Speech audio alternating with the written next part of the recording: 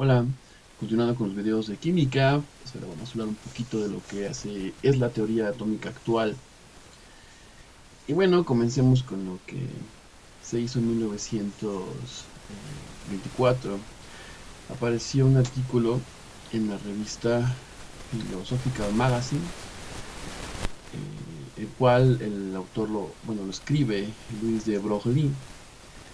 Y Louis Victor de Broglie, bueno, vivió de 1891, bueno, hizo la publicación, disculpe,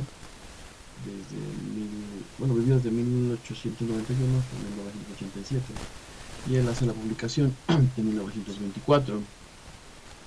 ¿Y qué es lo que nos dice? Bueno, él fundamentaba la posible existencia de ondas de materia. Ya realmente las ondas mecánicas se transmiten mediante materia, no necesitamos, por ejemplo, aire para transmitir ondas de sonido. Necesitamos, por ejemplo, una cuerda de guitarra para transmitir una onda mecánica, ¿no? Y ese tipo de cosas. Necesitamos, por ejemplo, una superficie de agua, por ejemplo, el agua para poder transmitir una onda de ese tipo. Entonces, pero él afirmaba que existían ondas de materia, es decir, que por el simple hecho de existir se le podía asignar una frecuencia o una longitud de onda. Lo que les hablaba yo anteriormente, ¿no? Con respecto a los electrones en el caso particular, ¿no?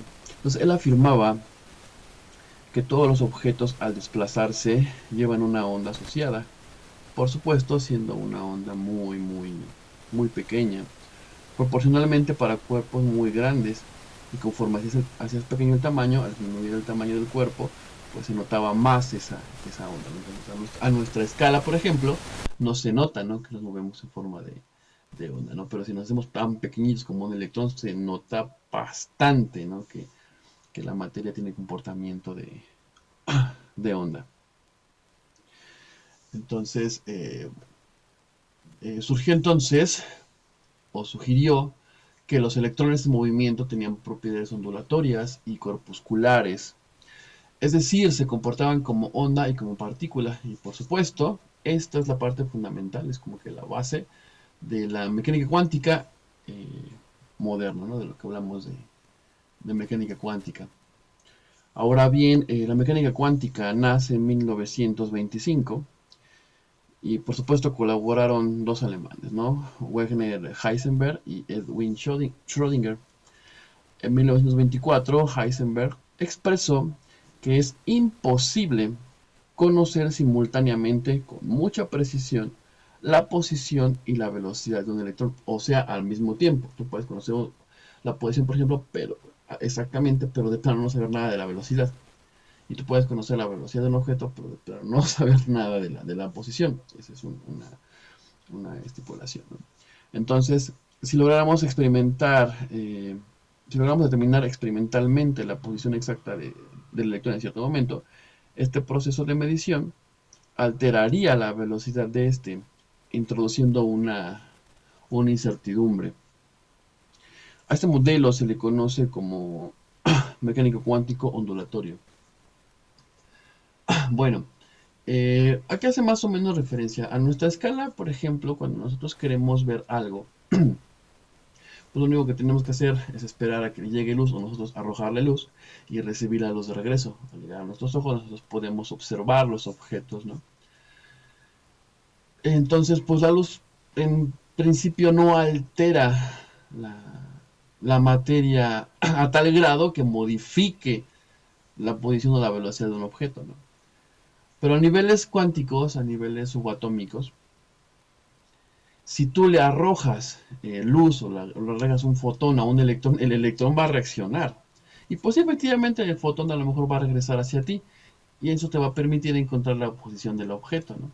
Sin embargo, tú ya modificaste el electrón y el electrón, quién sabe a dónde se fue. O qué velocidad adquirió después de eso, ¿no? Entonces, a niveles subatómicos sí alteras, ¿no? Cualquier medición vas a alterar el sistema, ¿no? Porque estamos a escalas muy pequeñas. Y eso es lo que hace a lo que hace referencia a esto, ¿no? Entonces, a través de la resolución de la ecuación de onda, se obtiene una serie de números conocidos como números cuánticos, que nos explica las formas que se distribuyen los electrones de un átomo. Bueno, tal vez a lo mejor en su curso más adelante, que tomen acerca de temas electos de física, pudieran a lo mejor mencionarles lo que es la función de onda. La función de onda es, digamos de alguna manera, la ecuación de onda, perdón, es el equivalente a las leyes de Newton, la primera, segunda ley de Newton, la ecuación de F igual a m por A. Si tú resuelves en el caso de Newton la ecuación, pues tú puedes obtener la posición de una partícula en cualquier tiempo que quieras, ¿no? Entonces la ecuación de onda no te permite encontrar la posición, pero te permite encontrar las probabilidades de localización. Eso es más o menos a grandes rasgos lo que es la ecuación de onda, ¿va? Entonces, tú al resolver la ecuación de onda, pues puedes encontrar números, ¿no? Que les llaman números cuánticos, y pues eso te dice, ¿no? Cómo se distribuyen los electrones de manera probabilística, es muy importante, ¿no? En 1926, Edwin Schrödinger estableció un modelo matemático llamado ecuación de onda, de lo que estoy hablando, que permite predecir las ondas de probabilidad donde es posible encontrar a los electrones moviéndose, y pues se le llamó órbita o REMPE. Orbital, perdón. Los orbitales son áreas de alta probabilidad para encontrar electrones. Edwin Schrödinger introdujo al tercer número cuántico, al que le llamó magnético, número magnético, el número M.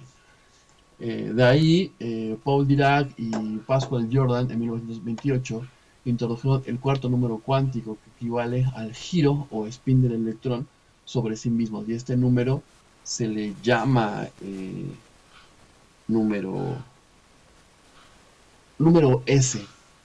¿Verdad? Entonces, aquí es donde comenzamos a hablar de los números cuánticos. Entonces, los números cuánticos a niveles subatómicos nos permiten encontrar la probabilidad de los electrones. Entonces tú puedes encontrar zonas de alta probabilidad en donde vas a encontrar electrones.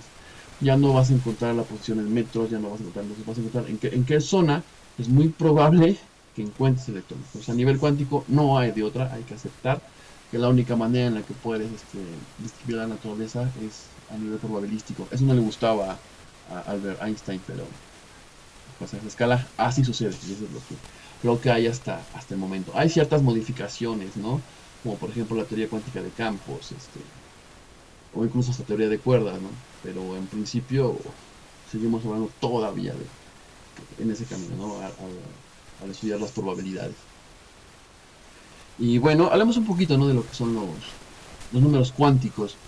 Y bueno, pues son parámetros o son valores que satisfacen la ecuación energética del modelo atómico de la mecánica cuántica. Es decir, se obtienen a partir de resolver la ecuación de Schrödinger y de hacer varios cálculos ahí bastante avanzados todavía de matemáticas. Ahorita nada más lo vamos a hablar de manera descriptiva y nada más, ¿no?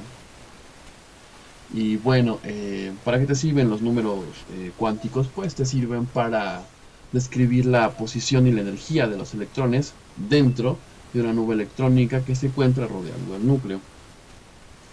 Y bueno, dentro de esos números podemos encontrar el número cuántico, espacio energético fundamental, o el número n, que por ahí hablamos un poquito cuando vimos el modelo atómico de Bohr, ¿no? Antes se le llamaba número principal, y pues se refiere a la magnitud del volumen ocupado o el orbital en el cual se localiza el electrón diferencial. Este parámetro puede adquirir valores enteros, siempre, y positivos del 1 en adelante. Para los elementos conocidos hoy en día, solo se necesitan 7 niveles desde el 1 hasta el 7. A cada nivel energético le corresponde un número de electrones que se deduce de la expresión 2n al cuadrado, en donde n es un número entero positivo que indica los niveles de energía. Recuerden cuando vimos el modelo atómico de Bohr, cada uno de las zonas en las que podemos nosotros encontrar electrones está dado por este número cuántico, ¿no? Y entonces pues, solamente necesitamos 7 números principales, ¿no? Números n para poder describir un átomo en su totalidad. Y bueno, repito, ¿no? Si ustedes para saber cuántos electrones hay dentro, pues sería 2n al cuadrado, ¿no? En el primer orbital, y así sucesivamente. Hablemos un poquito de lo que es el número cuántico azimutal. Y bueno, se determina la forma de la región del espacio que ocupa un electrón. Recuerden que a este espacio se le llama subnivel u orbital y se le asignan las letras S de sharp, P de principal, y D de diffuse, principal, y D de diffuse, y F de fundamental, ¿no? Tiene valores enteros, desde el 0, el 1, el 2, hasta n menos 14, sería el número cuántico azimutal L. Realmente está asociado a una especie de momento angular clásico, ¿no? Pero a nivel cuántico ya lo clásico, bueno, nuestra escala y la escala subatómica cambian bastante, ¿no? Ahora hablamos un poquito de lo que es el número cuántico del momento magnético, le llamamos m, y en este caso designa la orientación espacial de un orbital atómico. Su valor depende de lo que obtengamos anteriormente como L, ¿de acuerdo? Pues en este caso M va desde 0 hasta 2L más 1. Entonces depende de lo que pongamos aquí de 1. Por ejemplo, si L vale 1, entonces M va de 0 hasta 3, ¿no? O sea, M puede ser 0, 1, 2, 3. Al apoyarnos en una recta numérica M, puede tener valores negativos y positivos pasando por el 0.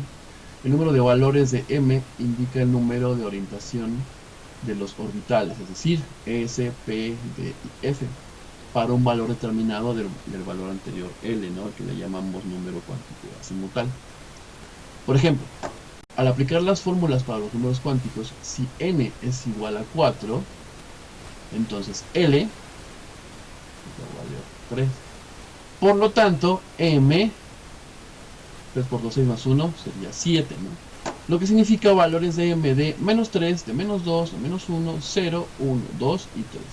Entonces, esto identifica al orbital 4F con su siguiente orientación.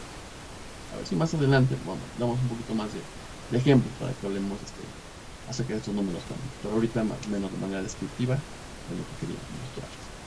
Y bueno, finalmente vamos a terminar con los números cuánticos, con el número cuántico de spin o el S. Y en este caso determina la orientación del giro del electrón sobre su propio eje, generando un campo eléctrico que solo puede tener dos direcciones. En el sentido de las manecillas del reloj, que tal vez nos daría un giro del electrón por hacia arriba, y en el sentido contrario a esta. Los valores numéricos para estos parámetros, específicamente para el electrón, es de menos un medio y un medio, y se representa con una flecha hacia arriba y con una flecha hacia abajo. Vamos a dejar esto hasta aquí. En el próximo video vamos a ver lo que son los datos curiosos. Así que bueno, eso ha sido todo por este video. Nos vemos más adelante, ¿no? Hasta luego.